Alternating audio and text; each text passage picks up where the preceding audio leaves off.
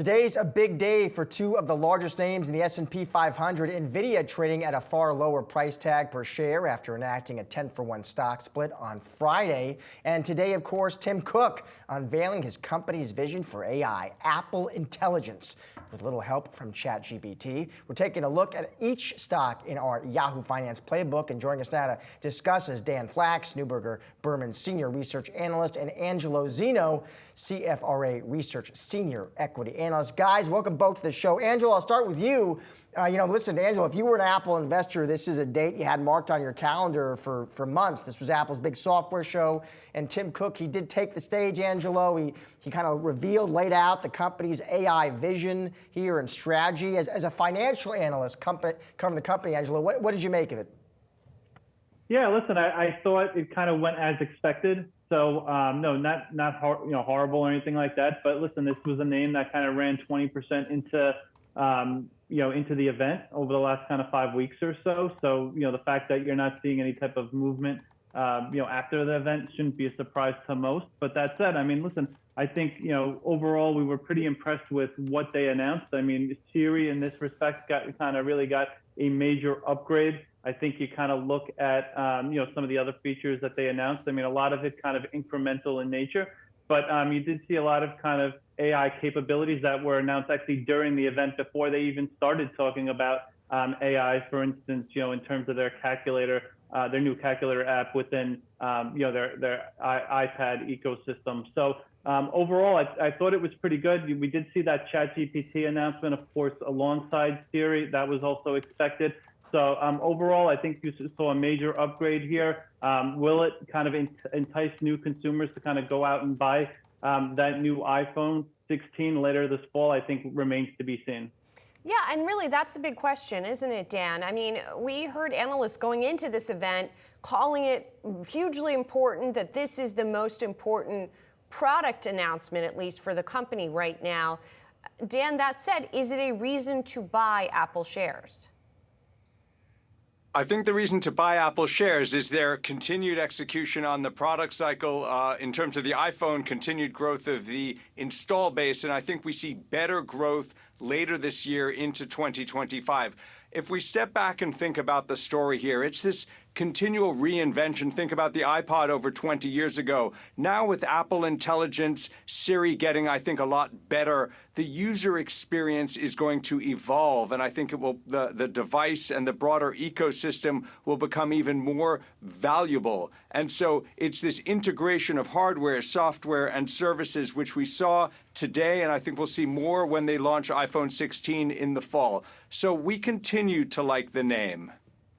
Angelo, back to you. They also announced this partnership with OpenAI, Angelo. I'm curious what you think that economic relationship looks like between those two parties. Which way you think the money is flowing, Angelo? You think Tim Cook is sending it to Sam Altman, or Sam Altman is sending it to Tim Cook?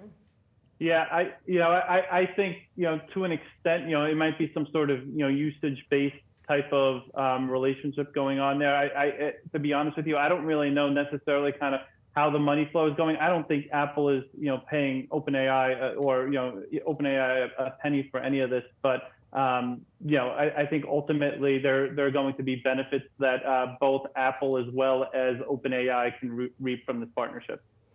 Dan, does this indeed drive the upgrade cycle? I think it has the potential over this next several quarters to help with upgrades. The new capabilities will largely be available on the iPhone 15 Pro and, of course, the newer devices that come out in September. The broader environment remains difficult, but the key for Apple is the installed base growth, even as replacement rates lengthen. It's over 1 billion devices. And what we've seen from users is this continued mix up to the Pro and the Pro Max. And I suspect that will continue as we look into the months ahead. And so the new capabilities, we'll see what killer apps develop over the next several months. Apple has given their developers new tools, new frameworks to really create, build, and ultimately monetize in the Apple ecosystem. And that, in my view, is foundational to the Apple growth story. Angelo, same question to you, because it's an important one that I think viewers want your take on. Whether you do think what you heard today, Angelo, this new AI vision, these new AI features, whether you think that is going to jumpstart a meaningful iPhone upgrade cycle.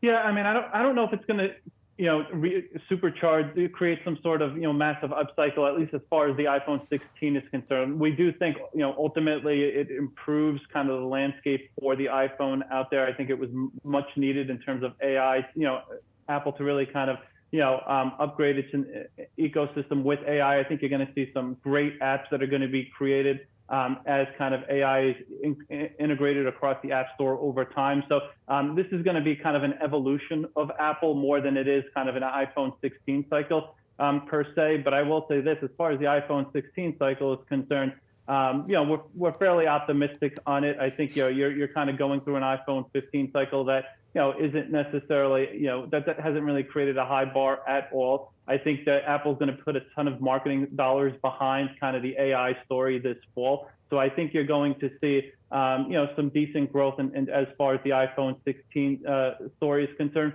but nothing that I think is going to significantly drive upside relative to where some of those consensus expectations may be right now.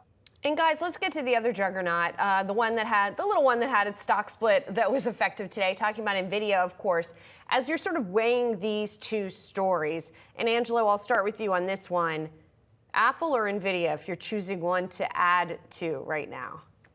Yeah, I mean, for us, it's still Nvidia. I mean, that's really going to continue to be the major driver in terms of AI monetization here over the next 3 to 5 years. I don't think there's really much doubt in that when you kind of compare the two stories here. Obviously, you're paying a little bit more for Nvidia, but really not much more when you kind of look at some of the multiples that are out there for both companies. So as far as kind of the content growth story is for Nvidia, as you kind of move to Blackwell here, as well as kind of their ongoing shift towards more kind of total system sales out there. So not only the GPU, but also the CPU, the networking chips out there, as well as kind of the broadening of the kind of the customer market out there. Really, over the last couple of 15, 18 months, it's largely been focused on the cloud side of things. You're going to get more kind of enterprise adoption, as well as kind of greater sovereign AI opportunities out there. So we remain very excited, even with this massive move that you've seen from Nvidia here over the next 15 to 18 months, that it likely will outperform Apple here over the next 3 years or so. Dan, same question to you. I give you two choices, Dan, Apple or Nvidia. Tim Cook, Jensen Huang, which one you choose? We continue to own both names. For new money, I would have a little bit of a preference for Nvidia here, just given the stronger growth over the next 12 to 24 months. The story there is actually quite similar to Apple. Both companies have reinvented themselves. Nvidia's own history was in gaming, and obviously they have pivoted and really helped to reimagine the data center across many different elements. The key there, and we recently heard about the Rubin platform that will come out in a couple of years, is that they're continuing to innovate. They're continuing to empower developers to build on top of their platform. That's a data center comment. And then Apple does that on the devices. And so there's some similarities and parallels with both companies. The key and sometimes overlooked element is the empowerment of these developers. When you get millions and millions of people writing to your platform, creating on top of what you've built, that's incredibly sticky,